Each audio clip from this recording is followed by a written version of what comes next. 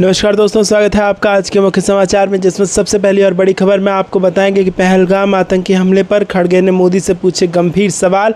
Trump के ceasefire बयान पर भी मांगा जवाब। खबर में आगे जिक्र होगा कि कुछ बोलने पर मत करो मजबूर, नेताओं को करने दो राजनीति, सुप्रीम कोर्ट ने ईडी को लगाई फटकार। खबर में आगे जिक्र होगा कि बीजेपी बंगालियों के खिलाफ भाषाई आतंकवाद फैला रही है। 27 जुलाई से बंगाल में भाषा आंदोलन शुरू, ममता बनर्जी का ऐलान।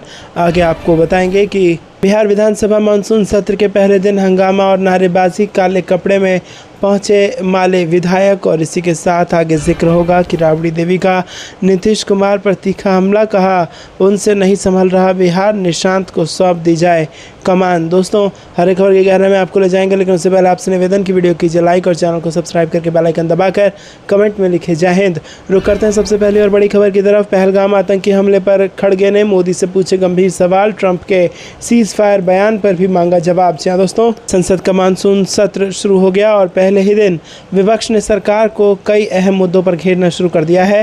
राज्यसभा में नेता प्रतिपक्ष मल्लिकार्जुन खड़गे ने जम्मू कश्मीर के पहलगाम हमले और हाल ही में हुए ऑपरेशन सिंदूर को लेकर केंद्र सरकार से गंभीर सवाल पूछे। उन्होंने कहा कि सरकार ने देश को जो बताया है उससे अधिक जानकारी संसद और देश के लोगों को भी मिलनी चाहिए। खड़गे ने कहा कि 22 अप्रैल को पहलगाम में आतंकवादी हमला हुआ, लेकिन अब तक किसी भी आतंकी की गिरफ्तारी नहीं हुई। ये इंटेलिजेंस की असफलता है, जिसे खुद जम्मू कश्मीर के उपराज्यपाल ने स्वीकारा है। हम देश को मजबूत बनाने के लिए, सेना का मनोबल बढ़ाने के लिए सरकार का समर्थन कर रहे हैं, लेकिन बदले में हमें सच्चाई जानने का अधिकार है। खड़गे ने यह भी दावा किया कि ऑपरेशन सिंदूर को लेकर उप सेना प्रमुख ने कुछ संवेदनशील जानकारियां साझा की थी, जिन पर सरकार को, संसद को भी भरोसे में लेना चाहिए। उन्होंने अमेरिका के राष्ट्रपति के बयान का जिक्र करते हुए कहा कि 24 बार उन्होंने कहा कि भारत से समझौता हुआ तभी सीज़फायर हुआ।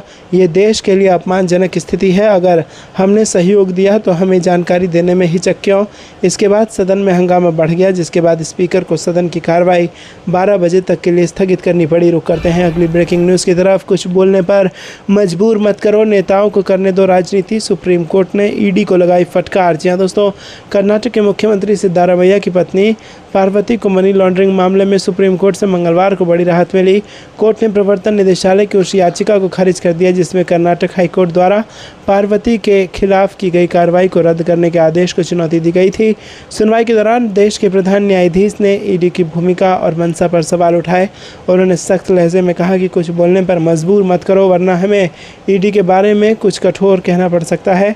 इसके साथ ही सुप्रीम कोर्ट ने यह भी टिप्पणी की है कि राजनीतिक संघर्ष लोकतंत्र में नेताओं और जनता के बीच होनी चाहिए, ना कि जांच एजेंसियों के जरिए। रुक करते हैं अगली ब्रेकिंग न्यूज़ की तरफ। बीजेपी बंगालियों के खिलाफ भाषाई आतंकवाद फैला रही है।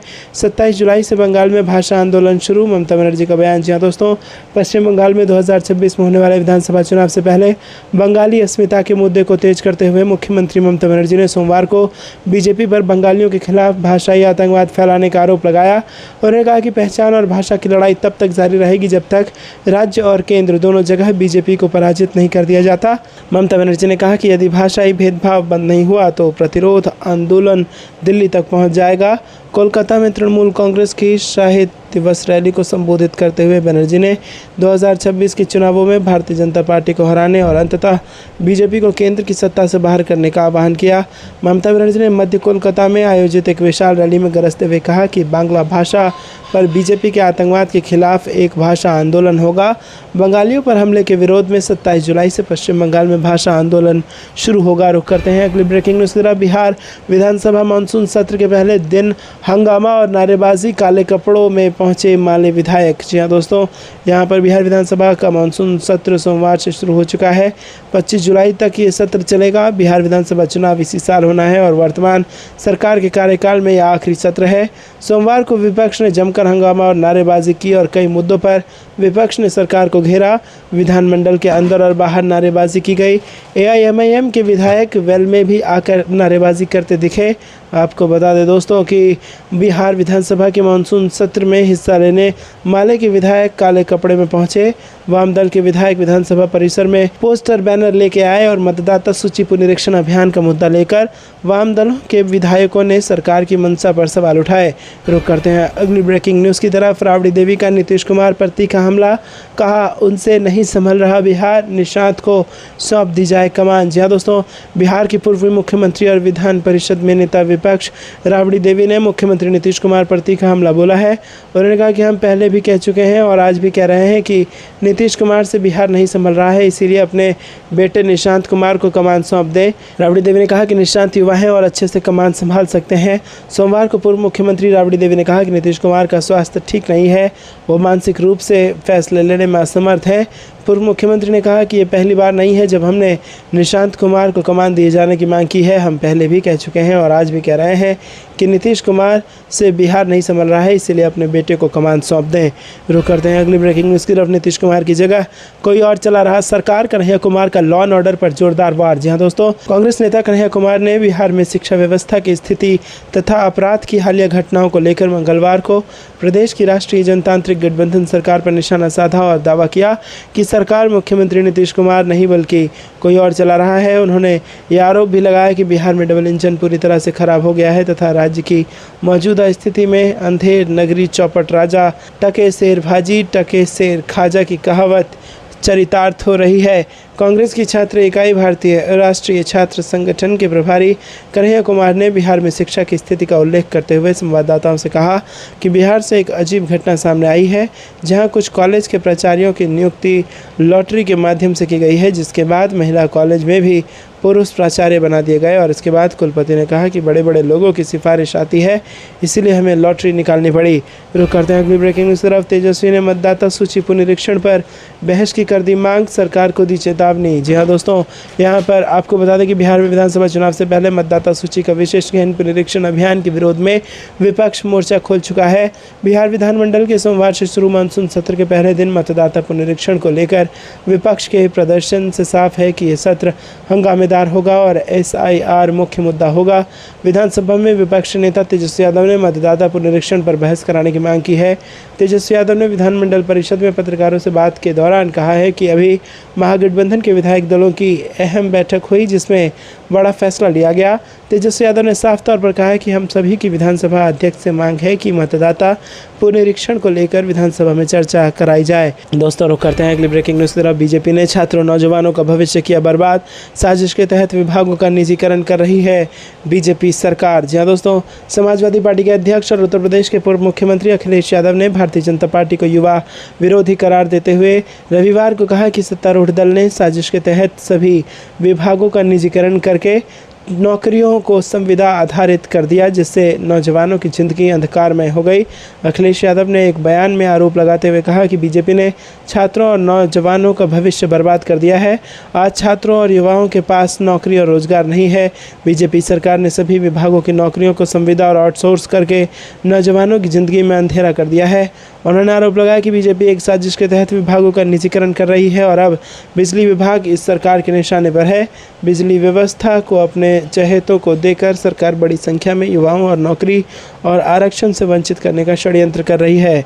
रुक करते हैं अगली ब्रेकिंग न्यूज़ की तरफ। MP कांग्रेस के विधायकों का 2 दिवसीय शिविर, उमंग सिंघार बोले जनता के मुद्दे ताकत से उठाएंगे। जी हाँ दोस्तों, मध्य प्रदेश के मांडू में सोमवार से कांग्रेस विधायकों का 2 दिवसीय नवसंकल्प शिविर शुरू हुआ। इस मौके पर विधानसभा में नेता प्रतिपक्ष उमंग सिंघार ने कहा कि कांग्रेस राज्य में जनता के हितों की लड़ाई लड़ेगी। उमंग सिंघार ने कहा कि आगामी विधानसभा में भी जनता के मुद्दों को विधायक पूरी ताकत से उठाएंगे। कांग्रेस के विधायकों के 2 दिवसीय शिविर में राज्य और देश के कई बड़े नेता हिस्सा ले रहे हैं। इस शिविर के उद्घाटन मौके पर नेता प्रतिपक्ष सिंघार ने कहा कि नव संकल्प शिविर का आयोजन कांग्रेस की परंपरा है। बीजेपी की सरकार हर तरफ घोटालों में घिरी हुई है और प्रदेश की जनता त्रस्त है। कांग्रेस आदिवासियों के लिए जल, जंगल और जमीन की लड़ाई लड़ेगी। रुक करते हैं अगली ब्रेकिंग न्यूज़ की तरफ। प्रधानमंत्री की लापरवाही की वजह से टीएमसी के कल्याण बनर्जी का बड़ा आरोप, नरेंद्र मोदी देश से माफ़ी मांगे। जी हाँ दोस्तों, आपको बता दें कि संसद के मानसून सत्र की शुरुआत इस बार हंगामेदार हुई है। पहलगाम में आतंकी हमले से लेकर ऑपरेशन सिंदूर को लेकर विपक्ष मोदी सरकार पर हमलावर है। टीएमसी सांसद कल्याण बनर्जी ने पहलगाम आतंकी हमले की वजह सुरक्षा में चूक और विदेश नीति को लेकर सवाल खड़े किए हैं। टीएमसी सांसद ने कहा है कि पीएम मोदी को देश से माफ़ी मांगनी चाहिए। दरअसल टीएमसी के लोकसभा सांसद कल्याण बनर्जी ने प्रधानमंत्री नरेंद्र मोदी और गृहमंत्री अमित शाह को निशाने पर लिया और उन्होंने कहा कि प्रधानमंत्री और केंद्रीय गृहमंत्री अमित शाह की लापरवाही के कारण आतंकवादी देश में घुस आए और निर्दोष लोगों की हत्या कर भाग गए। प्रधानमंत्री को देश से माफ़ी मांगनी चाहिए। आपको एक लगता है दोस्तों, कमेंट में जरूर बताइए। वीडियो को लाइक नहीं किया तो लाइक जरूर कीजिएगा। रुक करते हैं अगली ब्रेकिंग न्यूज़ की तरफ। 42 देशों की यात्रा कर डाली पर मणिपुर नहीं गए, मल्लिकार्जुन खड़गे का पीएम मोदी पर बड़ा हमला। जी हाँ दोस्तों, कांग्रेस अध्यक्ष मल्लिकार्जुन खड़गे ने प्रधानमंत्री मोदी पर जमकर हमला बोला और उन्होंने कहा कि पीएम मोदी ने 42 देशों की यात्रा कर ली लेकिन कभी मणिपुर नहीं गए। खड़गे ने पीएम मोदी पर संविधान की हत्या करने का आरोप लगाया और उन्होंने कहा कि बीजेपी और आरएसएस मिलकर संविधान में बदलाव करना चाहते हैं लेकिन देश के लोग उन्हें ऐसा नहीं करने देंगे। खड़गे कर्नाटक सरकार द्वारा आयोजित एक विशाल सम्मेलन को संबोधित कर रहे थे और यहाँ मैसूरू के लिए 2,500 करोड़ रुपए से अधिक विकास कार्यों का उद्घाटन और शिलान्यास किया गया। खड़गे ने चेतावनी देते हुए कहा कि भाजपा और आरएसएस संविधान में संशोधन या उसे फिर से लिखने की बात कर रहे हैं। आप चाहे जितनी कोशिश कर ले, इस देश के लोग आपको संविधान में बदलाव नहीं करने देंगे। अगर आप लोग उन्हें संविधान बदलने देंगे तो आपके पास कोई अधिकार नहीं बचेगा। रुक करते हैं अगली ब्रेकिंग न्यूज़ की तरफ। मानसून सत्र से पहले सर्वदलीय बैठक, पहलगाम ऑपरेशन सिंदूर और एसआईआर, सरकार से होगी कई सवाल। जी हाँ दोस्तों, संसद के मानसून सत्र से पहले सरकार की ओर से रविवार को सर्वदलीय बैठक बुलाई गई। इसमें विपक्ष ने बिहार में मतदाता सूची के पुनरीक्षण और पहलगाम आतंकवादी हमले सहित विभिन्न मुद्दे उठाए। सरकार ने सदन के सुचारू संचालन के लिए विपक्षी दलों से सहयोग मांगा। आम आदमी पार्टी के नेता संजय सिंह ने कहा कि उन्होंने बैठक में बिहार में मतदाता सूची के विशेष गहन पुनरीक्षण के कथित चुनावी घोटाले और भारत व पाकिस्तान के बीच युद्ध विराम की मध्यस्थता को लेकर अमेरिका के राष्ट्रपति डोनाल्ड ट्रंप के दावे का मुद्दा उठाया।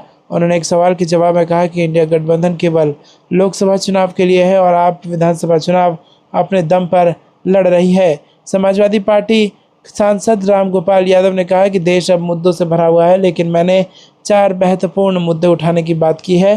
पहला, पहलगाम में जो आतंकी हमला हुआ और जिस तरह से उपराज्यपाल ने कहा कि इसमें इंटेलिजेंस फेलियर था, ये बहुत गंभीर मामला है और इस पर चर्चा होनी चाहिए।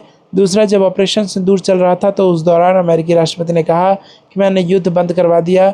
कल उन्होंने ये भी कहा कि 5 जेट गिराए थे। तीसरा, हिंदुस्तान की विदेश नीति पर पूरी तरह से विफल हो गई है। विदेश नीति तब सफल होती है जब हमारे मित्र देशों की संख्या बढ़ती है और दुश्मन देशों की संख्या घटती है। और इसी के साथ सबसे खतरनाक बात यह है कि लोकतंत्र पूरी तरह से खत्म होने जा रहा है। जिस तरह से बिहार में वोटर लिस्ट का एसआईआर हो रहा है वो सब देख रहे हैं। बिहार में करोड़ों लोगों के नाम काटे जा रहे हैं और ये कुछ गंभीर बातें हैं और मुझे नहीं लगता कि सरकार इस पर चर्चा कराएगी।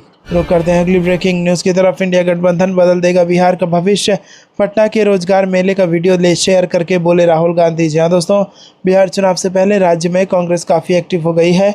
पार्टी ने दिल्ली और राजस्थान की पुरानी राजनीति को आगे बढ़ाते हुए पटना में महारोजगार मेला लगाया और इस मेले में बेरोजगार युवाओं की भारी भीड़ नजर आई। कांग्रेस लीडर और लोकसभा में विपक्ष नेता राहुल गांधी ने इस मेले में आए भीड़ का वीडियो सोशल मीडिया पर शेयर किया और बिहार सरकार पर निशाना साधा। राहुल गांधी ने अपनी पोस्ट में कहा कि महारोजगार मेले में उमड़ा ये जनसैलाब सिर्फ एक भीड़ नहीं, एक संदेश है। बिहार का युवा भाषणों पर नहीं, रोजगार से अपना भविष्य चाहता है। बीजेपी और नीतीश सरकार ने बिहार को जिस तरह बेरोजगारी की आग में झोंका, वहां से लाखों युवाओं को रोजी रोटी के लिए पलायन करना पड़ता है। अपना गांव, अपना परिवार, सब कुछ पीछे छोड़ना पड़ता है। रुक करते हैं अगली ब्रेकिंग न्यूज़ की तरफ। बिहार के मानसून में फंस सकती है एनडीए सरकार, क्या है लालू तेजस्वी का प्लान? आपको बता दें दोस्तों कि सोमवार से शुरू होने वाला बिहार विधानमंडल का मानसून सत्र काफ़ी हंगामेदार होने वाला है। विपक्ष मानसून सत्र में सरकार को विभिन्न मुद्दे पर घेरने की योजना पर काफ़ी होमवर्क भी किया है और 2 मुद्दे तो ऐसे हैं जिन पर पूरा विपक्ष सदन में सत्ता पक्ष को बुरी तरह से घेरने की तैयारी में है। यूँ समझिए कि मानसून यानी मानसून सत्र नीतीश कुमार की एनडीए सरकार के लिए काफ़ी मुश्किल साबित हो सकता है। इस यात्रा में मतदाता सूची गहन परीक्षण मामला पर विपक्ष सत्ता पक्ष को घेरने जा रहा है और नेता प्रतिपक्ष तेजस्वी यादव ने आरोप लगाया है कि चुनाव आयोग भाजपा के इशारे पर काम कर रहा है, सुप्रीम कोर्ट के निर्देशों का भी अनुपालन नहीं हो रहा है। रुक करते हैं अगली ब्रेकिंग न्यूज़ की तरफ। हरियाणा अब गैंग्स ऑफ वासेपुर बन चुका है। सुरजेवाला ने नायाब सरकार पर बोला हमला, कहा रोजाना 45 लोग हो रहे हैं किडनैप। जी हाँ दोस्तों, यहाँ पर बड़ी खबर आ रही है। अखिल भारतीय कांग्रेस कमेटी के महासचिव एवं राज्यसभा सदस्य रणदीप सिंह सुरजेवाला ने हरियाणा में कानून व्यवस्था की स्थिति बहुत अधिक खराब हो जाने का आरोप लगाते हुए भाजपा सरकार पर प्रहार किया। नेशनल क्राइम रिकॉर्ड ब्यूरो के आंकड़े के अलावा राज्य के विभिन्न जिलों में हुई बड़ी आपराधिक वारदातों का ब्यौरा पेश करते हुए सुरजेवाला ने कहा कि गीता की उपदेश स्थली हरियाणा अब माफिया और क्राइम लैंड बन गई है। सुरजेवाला ने कहा कि हरियाणा अब गैंग्स ऑफ वासेपुर बन चुका है और इसके लिए सीधे तौर पर हरियाणा की भाजपा सरकार जिम्मेदार है। उन्होंने कहा कि अगर भगवान जी भी धरती पर आ जाएं तो उन्हें भी Z+ सिक्योरिटी देने के लिए मजबूर होना पड़ेगा। रुक करते हैं अगली ब्रेकिंग न्यूज़ की तरफ। तो सत्र क्यों बुलाया? कांग्रेस ने पीएम मोदी के विदेश दौरे की टाइमिंग पर उठाया सवाल। जी हाँ दोस्तों, यहाँ पर आपको बता दें कि कांग्रेस ने संसद सत्र के दौरान प्रधानमंत्री मोदी के विदेश दौरे पर सवाल उठाया। कांग्रेस सांसद प्रमोद तिवारी ने कहा कि जब प्रधानमंत्री को पता था कि वो इन तारीखों पर विदेश में रहेंगे तो उन्होंने सत्र क्यों बुलाया। प्रधानमंत्री को अपनी उपस्थिति पर गौर करना चाहिए कि उन्होंने लोकसभा और राज्यसभा में कितने दिन उपस्थिति दर्ज कराई। हमारे प्रधानमंत्री लोकतंत्र को लेकर गंभीर नहीं है। प्रधानमंत्री नरेंद्र मोदी 23 से 26 जुलाई तक यूनाइटेड किंगडम और मालदीव की यात्रा पर रहेंगे।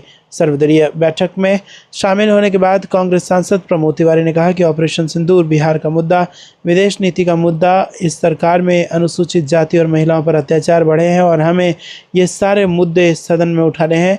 हमने सरकार से साफ कहा है कि ये मुद्दे महत्वपूर्ण है, इसलिए प्रधानमंत्री को मौजूद रहना चाहिए, लेकिन मुझे लगता है कि सरकार सदन चलाने को लेकर गंभीर नहीं है। रुक करते हैं अगली ब्रेकिंग न्यूज़ की तरफ। छत्तीसगढ़ में 22 जुलाई को आर्थिक नाकेबंदी, चैतन्य बघेल की गिरफ्तारी पर कांग्रेस ने बड़ी बैठक लेकर बनाई रणनीति। जी हाँ दोस्तों, यहाँ पर आपको बता दें कि छत्तीसगढ़ के पूर्व मुख्यमंत्री भूपेश बघेल के बेटे चैतन्य बघेल को कथित शराब घोटाले से जुड़े धन शोधन मामले में ईडी की ओर से गिरफ्तार किए जाने के एक दिन बाद कांग्रेस ने आगे की रणनीति बनाई है। इसके तहत छत्तीसगढ़ कांग्रेस 22 जुलाई को पूरे राज्य में आर्थिक नाकेबंदी करेगी। इस संबंध में पार्टी की बड़ी बैठक कांग्रेस मुख्यालय राजीव भवन में हुई और राज्य सरकार, उद्योगपति और केंद्रीय एजेंसियों के खिलाफ 22 जुलाई को पूरे प्रदेश में आर्थिक नाकेबंदी करते हुए चक्का जाम करने का निर्णय लिया गया है। रुक करते हैं अगली ब्रेकिंग न्यूज़ की तरफ। यूपी में पीडीए कांवड़ यात्रा क्यों निकाल रही सपा? 2027 के चुनाव से पहले बीजेपी को क्या मैसेज दे रहे हैं अखिलेश यादव? जी हाँ दोस्तों, उत्तर प्रदेश के तमाम इलाकों में इन दिनों सड़कों पर कांवड़ियों का हुजूम देखा जा सकता है। कांवड़ यात्रा राजनीतिक मुद्दा भी बनती रहती है और 2017 में योगी आदित्यनाथ के मुख्यमंत्री बनने के बाद से बड़े पैमाने पर कांवड़ यात्रा शुरू हुई है, लेकिन समाजवादी पार्टी भी अपनी कांवड़ यात्रा निकाल रही है।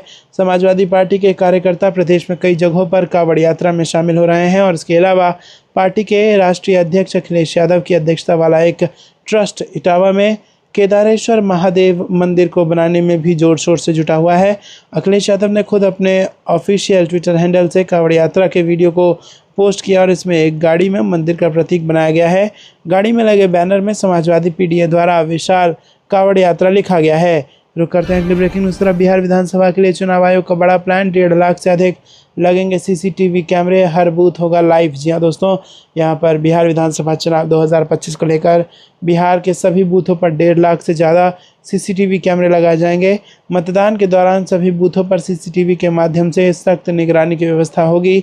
चुनाव आयोग के दिशा निर्देश पर हर एक बूथ पर सीसीटीवी लगाने को लेकर कार्रवाई शुरू कर दी गई है।